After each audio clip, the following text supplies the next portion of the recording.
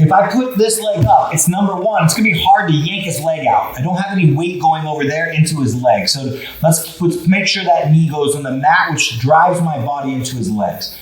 So that looks good. Well, okay, I pull his leg out, and this looks good, but I keep my head low. What can happen is Lance can sit on his hip, and then he uses his right hand to stiff arm my head away, and now he can bring his knees to his chest, there he goes, and he can turn away and kick out, and then all of a sudden, man, I had such a good scenario, and I lost it, okay? And the only reason why I lost it is because my head stayed low. When your knee gets on the other side, the weight goes into his legs to knock him over. Get your head up and lift his, what it will be this double leg ankle, lift it high to the ceiling.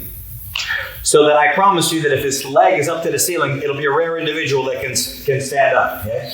If he does, you might want to look at his wardrobe because he probably has an S costume throughout his closet. So again, we go right here. I pull myself in. We lasso. I got the knee down. Awesome. Now, head up. Head up. Bring the foot to the ceiling. And now there's no chance that he's going to get up before you or push your head away and give you those problems. So now I'm ready to start going. You guys can stand up if you want to stand up, or you can begin coming down into the lower smash passes.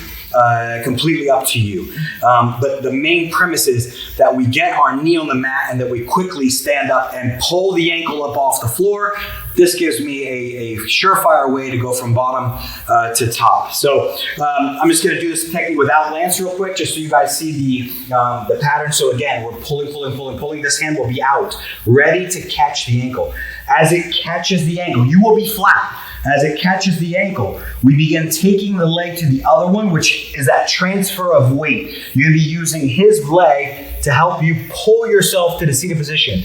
Your forehead is on the inside of the quad. We lasso the leg, and then the knee goes to the mat, which lets you pull the leg up to the ceiling, or his heel to the ceiling, and begin coming up to that standing position or that passing position. So keep those things in mind, exceptionally important. So one more time, I'll take you through it sort of relatively smooth instead of chatting so much. So once we go, we're going to pull, we're going to bring our head, the main things, we're going to bring our head to the inside of the thigh. I'm going to bring my hand, I'm going to cup his ankle with my hand, bring myself up on my elbow, and then make sure my far knee touches. So it looks like this.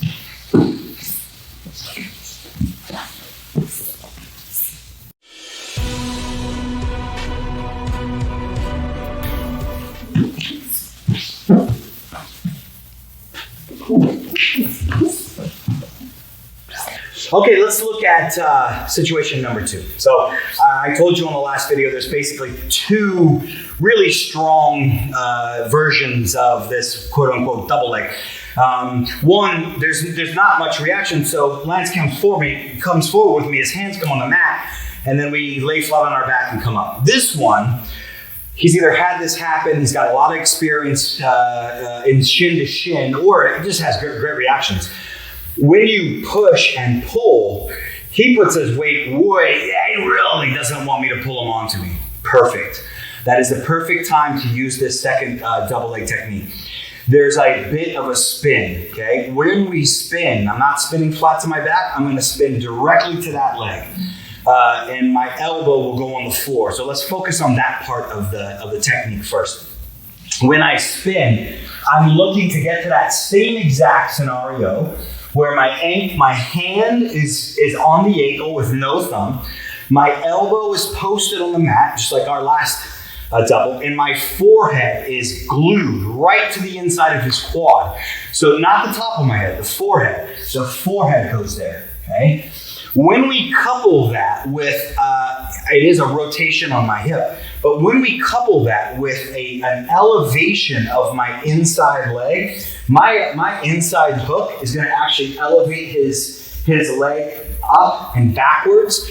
And when I do that, it's going to basically take this leg off the floor and put all the weight onto that leg. And that's why when we come careening over there, bang, he just falls because this leg is off the mat. So now let's focus on what this leg does.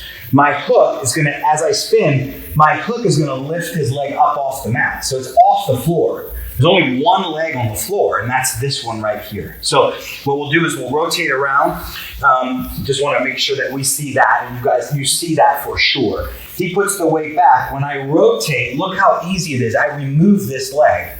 All the weight is now here, so that when you bump it, he goes right down. He just goes down right away. It's one of the most fascinating, quick, easy sweeps that you can do, and it's very, very, very versatile. So elbow deep on the mat. He puts all the weight there. I have a small rotation on my hip. Lift this leg and go catch this one.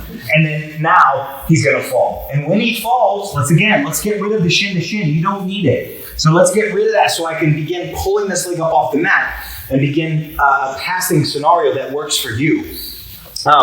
There are all kinds of passing scenarios that you can get into. You can get up, you can do your knee cuts, you can get in, and you can work more of your smash passing, whatever passing system that you like. It's going to most likely be an open guard passing system.